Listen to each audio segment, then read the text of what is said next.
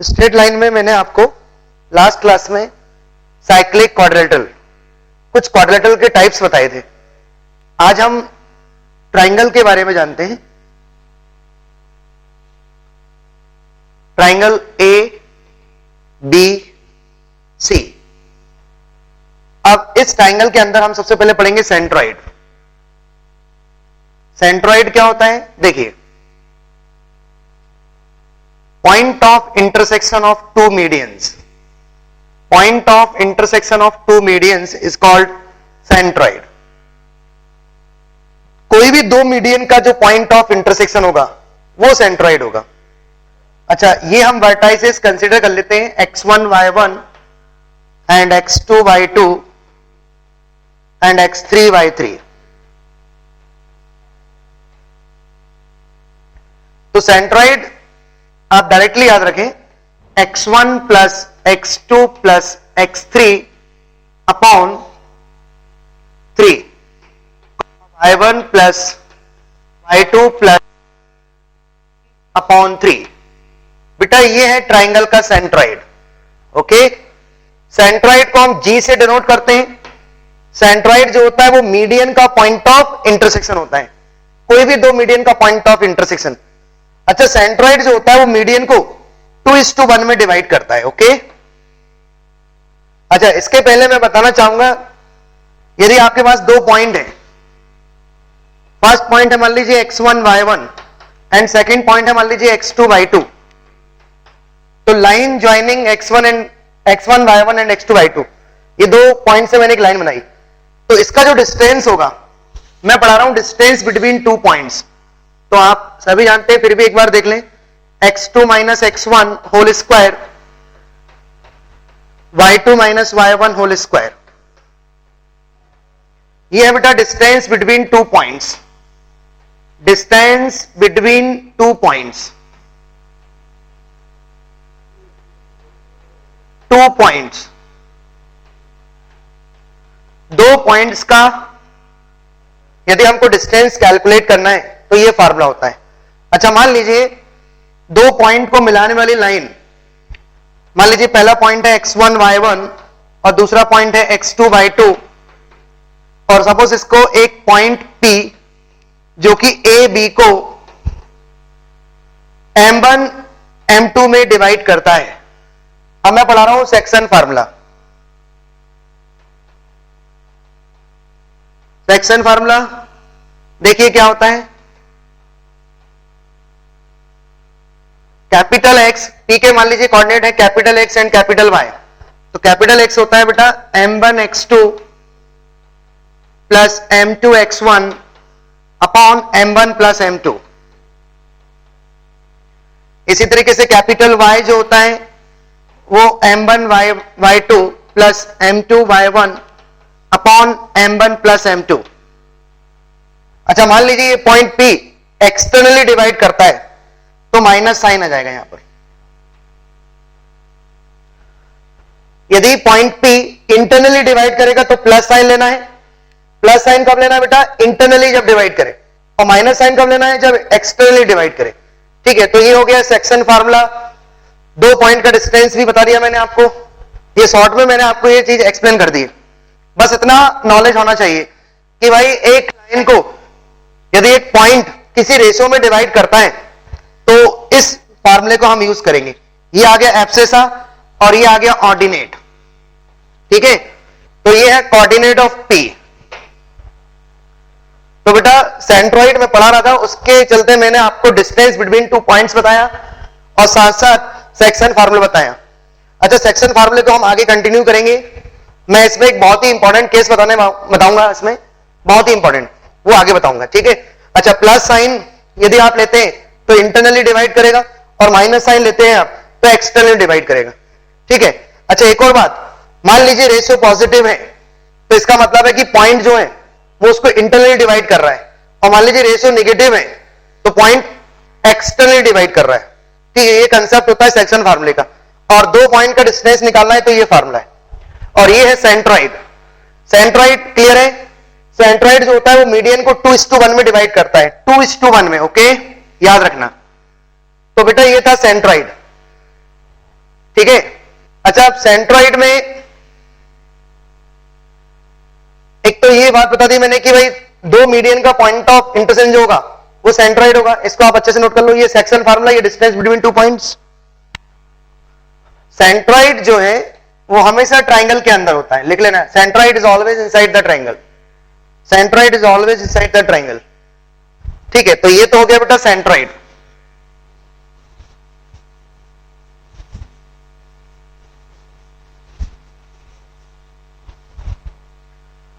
अब देखिए नेक्स्ट है ortho centre.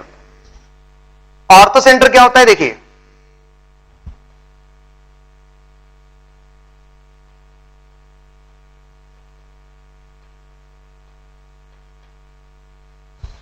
Ortho centre of a triangle. Ortho centre altitude का पॉइंट ऑफ इंटरसेक्शन, कोई भी दो एल्टीट्यूड का point of intersection is called centroid. ठीक है, कोई भी दो एल्टीट्यूड आप लें और उनका पॉइंट ऑफ इंटरसेक्शन निकालेंगे तो ऑर्थो सेंटर जाएगा। एल्टीट्यूड का पॉइंट ऑफ इंटरसेक्शन जो होता है वो ऑर्थो सेंटर होता है। अच्छा, ये क्या है बेटा, इसको मान लीजिए ए नाम दे देते हैं और इसको डी, और ये बी, और ये ई, और ये सी। तो बेटा एडी और बीई ये क्या है, एल्टीट्यूड है। अच्छा, एडी किसका एल्टीट्यूड है, बीसी का, और बीई किसका एल्टीट्यूड है, एसी का। तो हमने देखा कि साइड्स का जो एल्टीट्यूड होता है, साइड्स का जो एल्टीट्यूड होता है उनका पॉइंट ऑफ इंटरसेक्शन जो होता है वो ऑर्थो सेंटर होता है। अब मान लीजिए यदि राइट एंगल ट्राइंगल है, ये बहुत ही स्पेशल केस बता रहा हूं बेटा। राइट एंगल ट्राइंगल में ऑर्थो सेंटर जहां राइट एंगल बनता है, मान लीजिए यहां राइट एंगल, देखो आप ध्यान से देखें, यहां राइट एंगल बन रहा है तो यही ऑर्थो सेंटर होगा। और ये एनी ट्राइंगल की बात कर रहा हूं मैं, ये स्पेशल केस है। यदि राइट एंगल ट्राइंगल है, राइट एंगल ट्राइंगल है तो 100% ऑर्थो सेंटर कहां होगा, जहां राइट एंगल बनेगा। ठीक है, ध्यान रखना है, ये बहुत ही इंपॉर्टेंट पॉइंट है। अभी मैं ऑर्थो सेंटर को इतना ही एक्सप्लेन करूंगा। ठीक है। अच्छा, एक और इसमें स्पेशल बात बताने जा रहा हूं कि यदि एक्यूट एंगल ट्राइंगल है, आप लिखते हैं ना, एक्यूट एंगल ट्राइंगल में ऑर्थो सेंटर इनसाइड होता है और ऑब्ट्यूज एंगल ट्राइंगल में ऑर्थो सेंटर आउटसाइड होता है, और राइट एंगल ट्राइंगल में ऑर्थो सेंटर जहां राइट एंगल बनता है वही ऑर्थो सेंटर होता है। अभी मैं सिर्फ जानकारी दे रहा हूं बेटा, इस आर्टिकल को मैं आगे स्ट्रेट लाइन में पढ़ाऊंगा। ऑर्थो सेंटर का अभी मैंने सिर्फ मीनिंग बता दिया कि ऑर्थो सेंटर क्या होता है, point of intersection of two altitude is called orthocentre. अच्छा, राइट एंगल ट्राइंगल में ऑर्थो सेंटर कहां होता है, जहां राइट एंगल बनता है, और ये एनी ट्राइंगल है। एक्यूट एंगल ट्राइंगल में ऑर्थो सेंटर कहां होता है, इनसाइड, ऑब्ट्यूज में आउटसाइड, और राइट एंगल में जहां राइट एंगल बनता है। ये तो हो गया ऑर्थो सेंटर बेटा।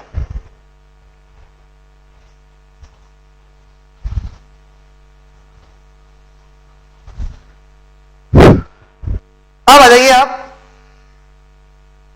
Circum centre. सर्कम सेंटर बहुत ही इंपॉर्टेंट आर्टिकल है, ध्यान देना। सर्कम सेंटर जो होता है वो perpendicular bisector, perpendicular bisector of the sides, point of intersection of perpendicular bisector of the sides is called circum centre. ये है सर्कम सेंटर, और सर्कम सेंटर को मैं डिनोट करता हूं सी से। बेटा सर्कम सेंटर का डेफिनेशन क्या देंगे, point of intersection of two perpendicular bisector of the sides, perpendicular bisector of the sides is called circumcentre. कोई भी दो परपेंडिकुलर बाइसेक्टर, बेटा ये बाइसेक्टर भी हो गया और परपेंडिकुलर भी हो गया। अच्छा, सर्कम सेंटर जो होता है वो हमेशा वर्टाइसेस से इक्वल डिस्टेंस पर होता है, ध्यान रखना। Circum centre is always equidistance from vertices, circum centre is always equidistance from vertices. Circum centre जो होता है वो वर्टाइसेस से इक्वल डिस्टेंस पर होता है। ठीक है। अब इसमें भी एक स्पेशल केस, मान लीजिए राइट एंगल ट्राइंगल आप देख रहे हैं, तो बेटा राइट एंगल ट्राइंगल में खूबी होती है, राइट एंगल ट्राइंगल में जो हाइपोटेनियस का मिड पॉइंट होता है, हाइपोटेनियस का mid point is called circumcenter in right angle triangle. बेटा सर्कमसेंटर राइट एंगल ट्राइंगल में कहां होता है? Mid point of hypotenuse. Hypotenuse का जो मिड पॉइंट होता है वो होता है सर्कमसेंटर। ठीक है, ये तो हो गई बेटा सर्कमसेंटर की बात। अच्छा एक और बात, यदि एक्यूट एंगल ट्राइंगल है तो सर्कमसेंटर इनसाइड होगा, और ऑब्ट्यूज एंगल ट्राइंगल है तो सर्कमसेंटर आउटसाइड होगा। और मान लीजिए राइट एंगल है तो कहां होगा? हाइपोटेनियस के मिड पॉइंट पर। तो ये तो हो गई बेटा सर्कमसेंटर की बात। मैं अभी सिर्फ आपको आइडिया दे रहा हूं, इन सब चीजों को मैं आगे एलाइब्रेट करके बताते जाऊंगा। सर्कमसेंटर क्या होता है मैंने अभी आपको बता दिया। Circumcentre is always equidistance from vertices. ठीक है, सर्कमसेंटर जो होता है वो वर्टेक्स से इक्वल डिस्टेंस पर होता है, और सर्कमसेंटर जो होता है वो perpendicular bisector of the sides. ये याद रखना, perpendicular bisector of the sides, मतलब बाइसेक्ट भी करेगा साइड को और परपेंडिकुलर भी होगा, उनका point of intersection is called circumcentre. ठीक है, इसको अच्छे से आप नोट कर लें। सर्कमसेंटर राइट एंगल में कहां होता है? मिड पॉइंट ऑफ हाइपोटेनियस, और एक्यूट एंगल ट्राइंगल में इनसाइड, ऑब्ट्यूज एंगल ट्राइंगल में आउटसाइड। ठीक है, चलो ये तो हो गया circumcentre. Next article incentre.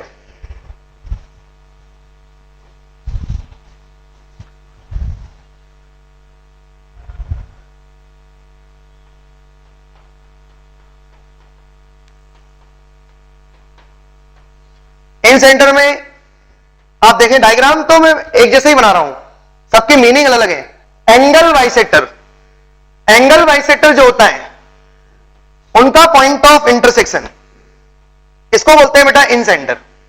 इन सेंटर को हम आई से डिनोट करते हैं। एंगल बाइसेक्टर का point of intersection, angle bisector का पॉइंट ऑफ इंटरसेक्शन।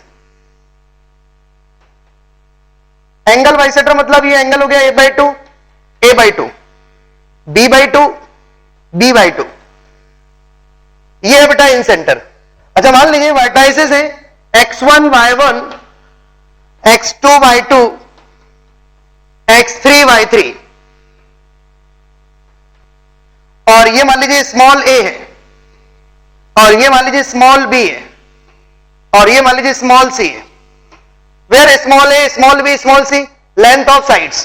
तो बेटा इन सेंटर का फॉर्मूला होता है ax1 plus bx2 plus cx3 upon a plus b plus c, comma ax2 plus ay1 plus by2 plus cy3 upon a plus b plus c। बेटा ये है इन centre का formula. ठीक है, तो इन सेंटर अभी मैं देखो आगे मैं इन सबको इलैबोरेट करके बताऊंगा, अभी मैं सिर्फ जानकारी दे रहा हूं, बेसिक्स नॉलेज आपको पता होनी चाहिए कि इन सेंटर क्या होता है, ऑर्थो सेंटर क्या होता है, सर्कम सेंटर क्या होता है, सेंट्रोइड क्या होता है। ठीक है, इन सभी में एक कॉमन पॉइंट, इसको नोट कर लें फटाफट, ये है इन सेंटर और ये फार्मूला हो गया। जब आपके पास वर्टाइसेस हो और लेंथ ऑफ साइड्स हो तो आप ये फार्मूला लगाना, ये इन सेंटर का फार्मूला है बेटा। और डेफिनेशन क्या है? एंगल बाइसेक्टर, एंगल बाइसेक्टर का पॉइंट ऑफ इंटरसेक्शन। अब आप देखिए अभी तक मैंने जो पढ़ाया आपको ओ जी सी आई, बेटा बहुत स्पेशल पॉइंट है ये। Orthocentre, centroid, circumcentre, incentre. अब इन चारों में खूबी होती है, यदि इक्विलेटरल ट्राइंगल है, मान लीजिए ट्राइंगल इक्विलेटरल है, इक्विलेटरल ट्राइंगल यदि आपके पास है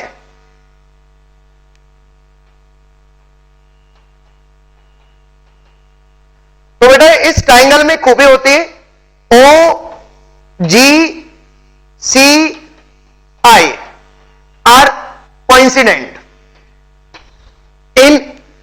इक्विलेटरल ट्राइंगल, OGCI कोइंसिडेंट होते हैं इन इक्विलेटरल ट्राइंगल। याद करना बेटा, इसको याद ही रखना है आपको, ये चारों एक ही होते हैं सिर्फ इक्विलेटरल ट्राइंगल में। अच्छा, नेक्स्ट पॉइंट, सेंट्रॉइड जो होता है वो ऑर्थो सेंटर और सरकम सेंटर को 2:1 में डिवाइड करता है। ये दूसरा पॉइंट है बेटा, OGC 2:1। सेंट्रॉइड जो होता है वो ऑर्थो सेंटर और सरकम सेंटर को 2:1 में डिवाइड करता है। ठीक है, ये तो हो गया सेकंड पॉइंट। थर्ड पॉइंट सुनिए, यदि आइसोसेलेस ट्राइंगल है, आइसोसेलेस ट्राइंगल में OGCI आर कॉलिनियर, ये एक ही लाइन में होते हैं बेटा। OGCI are collinear in isosceles triangle, OGCI are collinear in isosceles triangle. और यदि इक्विलेटरल ट्राइंगल है तो ये चारों एक ही होते हैं। और ये बहुत ही इंपॉर्टेंट है बेटा, सेंट्रॉइड जो होता है वो ऑर्थो सेंटर और सरकम सेंटर को 2:1 में डिवाइड करता है। ठीक है, ये बहुत ही स्पेशल पॉइंट है जो मैंने आपको बताया। OGCI are collinear in isosceles triangle, OGCI are coincident in equilateral triangle, OGC 2:1। इस पर हम अभी क्वेश्चन करने वाले हैं बेटा, ये बहुत ही इंपॉर्टेंट आर्टिकल है। सेंट्रॉइड जो होता है वो ऑर्थो सेंटर और सरकम सेंटर को 2:1 में डिवाइड करता है।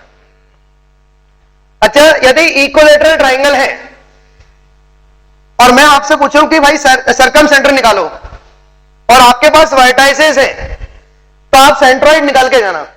जो सेंट्रॉइड होगा वही सब कुछ होगा। सेंट्रॉइड निकालते कैसे, तीनों को ऐड करो, 3 से डिवाइड करो। सबसे ज्यादा इजी कैलकुलेशन जो है वो सेंट्रॉइड की है, सबसे ज्यादा इजी कैलकुलेशन।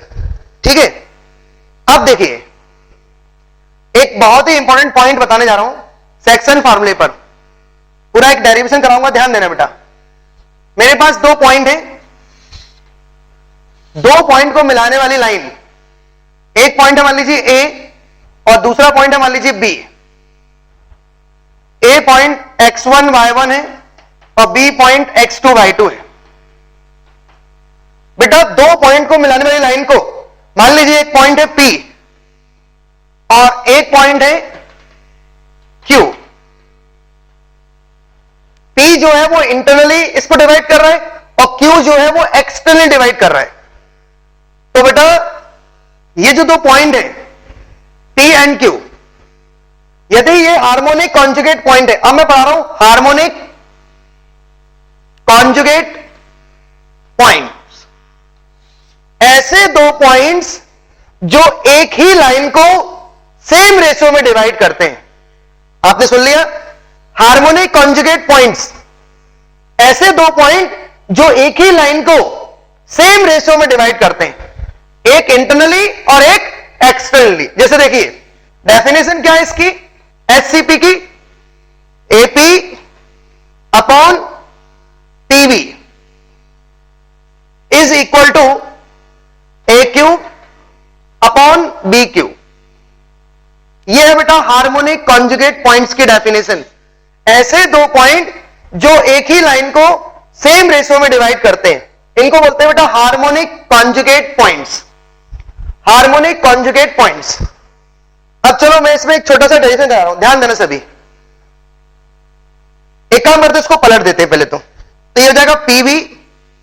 मैं यहां पर पूरा डेरिवेशन कर देता हूं, पहले आप इसको नोट कर लो। एपी अपॉन पीवी बराबर ए क्यू अपॉन बी क्यू। ऐसे 2 पॉइंट जो एक ही लाइन को सेम रेशियो में डिवाइड करते हैं, harmonic conjugate points. Harmonic conjugate points, ठीक है, ये तो हो गया डेफिनेशन। अब देखना बेटा, मैं एक छोटा सा डेरिवेशन करा रहा हूं। इनका नाम हार्मोनिक क्यों पड़ा वो मैं बताने जा रहा हूं। तो देखिए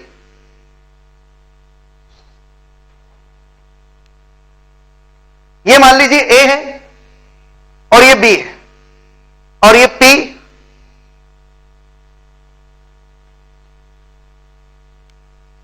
ये क्यू। और Q दो हार्मोनिक कॉन्जुगेट पॉइंट्स हैं, A और B के। A और B के हार्मोनिक कॉन्जुगेट है बेटा P एंड Q। P और Q क्या है? Harmonic conjugate points. अब देखिए, आप छोटा सा डेरिवेशन करा रहा हूं। मैंने अभी भी बोला कि AP upon PB is equal to AQ upon BQ। अब आप देखना, सबसे पहले तो मैं इसका रेसिप्रोकल इसको पलट देता हूं, इनवर्स निकालता हूं। PB अपॉन AP बराबर क्या हो जाएगा? BQ upon AQ।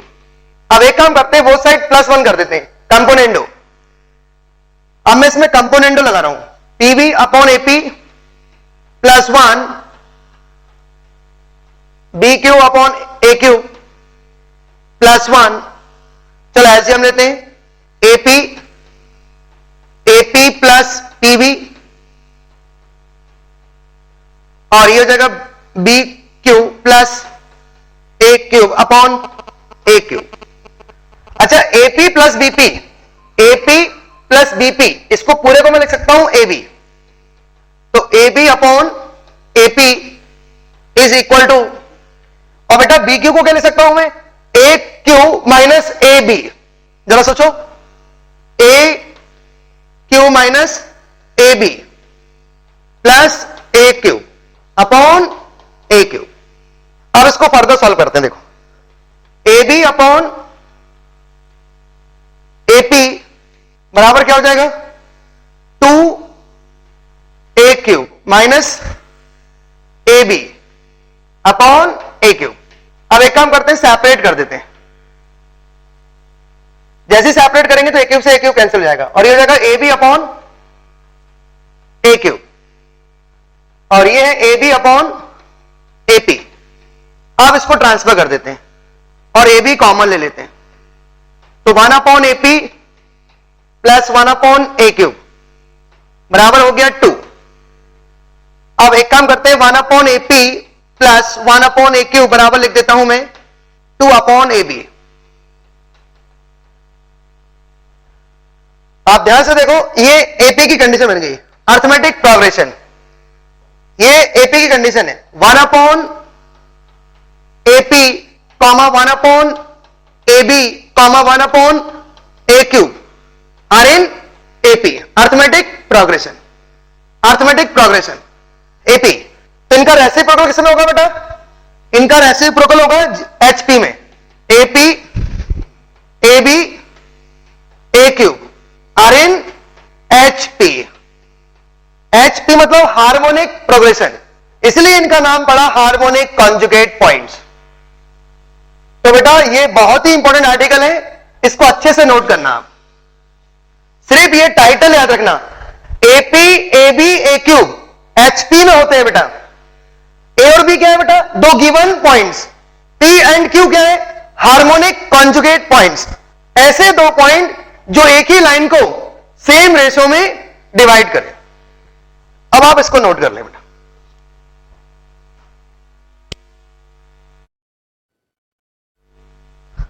अब आप लिखिए, कुछ इलस्ट्रेशन करते हैं हम। लिखिए first question, if x1 comma x2 comma x3 x1 x2 x3 are the roots of the equation x cube minus 3px square plus 3qx minus 1 बराबर 0। If x1 x2 x3 are the roots of the equation, then find centroid of triangle,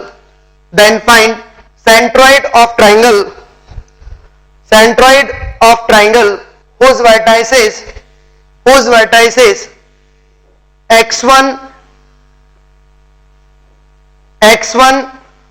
1 upon x1, x2 1 upon x2, x3 1 upon x3। बेटा बहुत ही अच्छा question है, ध्यान देना सभी। उसने बोला है कि इस क्यूबिक के 3 रूट्स है, x1, x2, x3। ओके, ये बात खत्म हो गई।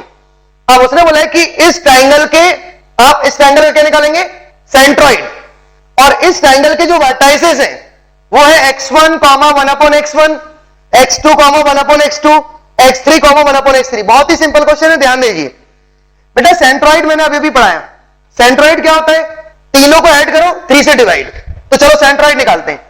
तो क्या हो जाएगा, x1 plus x2 plus x3 upon 3, comma 1/x1, 1/x2, 1/x3 by 3। ये आ गया बेटा सेंट्रॉइड। अब आप मुझे बताइए ये x1, x2, x3 क्या है, इस क्यूबिक के रूट से। तो एक काम करते हैं, इसमें लगाते हैं थ्योरी ऑफ इक्वेशन। मैंने आपको क्वाड्रेटिक में सिखाया था बेटा, sum of roots taken 1 at a time. Sum of roots taken 1 at a time कहां होता है बेटा, हाईएस्ट पावर से एक कम का कोएफिशिएंट और आगे माइनस, तो ये हो जाएगा 3p। फिर sum of root taken 2 at a time, x1, x2 plus x2, x3 plus x3, x1। ये कहां होता है बेटा, ये वाली पोजीशन पर 3q। किस साइन का, ये माइनस का होता है, ये प्लस का होता है। अच्छा, थर्ड केस क्या आएगा, sum of roots taken 3 at a time. Sum of roots taken 3 at a time, ये क्या होगा, +1। बेटा मैंने लगा दी थ्योरी ऑफ इक्वेशन। अब इन रिजल्ट को यहां पर फिट कर देते हैं। चलो x1 plus x2 plus x3, 3p। तो सेंट्रॉइड क्या हो जाएगा बेटा, 3p upon 3 that is p, comma. अब यहां हम एलसीएम लेंगे, तो ऊपर क्या आएगा बेटा, टेकन 2 एट ए टाइम। जरा सोचो, taken 2 at a time upon 3, और ये x1, x2, x3। अब यहां इसके प्लेस पर कर देंगे हम 3q, और इसके प्लेस पर 1। तो फाइनली सेंट्रॉइड क्या आ गया, फाइनली सेंट्रॉइड आ गया p, q। ये है फाइनल आंसर। बहुत ही सिंपल क्वेश्चन था, और ये हाइब्रिड क्वेश्चन हो गया। इसमें उसने क्वाड्रेटिक का भी फंडा इसमें लग गया, थ्योरी ऑफ इक्वेशन। बेटा एक क्यूबिक है जिसके 3 रूट्स हैं, तो मैंने इसमें क्या अप्लाई की, थ्योरी। ये sum of root taken 1 at a time, taken 2 at a time, taken 3 at a time. देखो सेंट्रॉइड तो बहुत इजी होता है, तीनों को ऐड करो 3 से डिवाइड। तो सेंट्रॉइड उसने पूछा था कुछ अलग फॉर्म में। ठीक है, नेक्स्ट क्वेश्चन लिखो फटाफट, इसको नोट कर लो।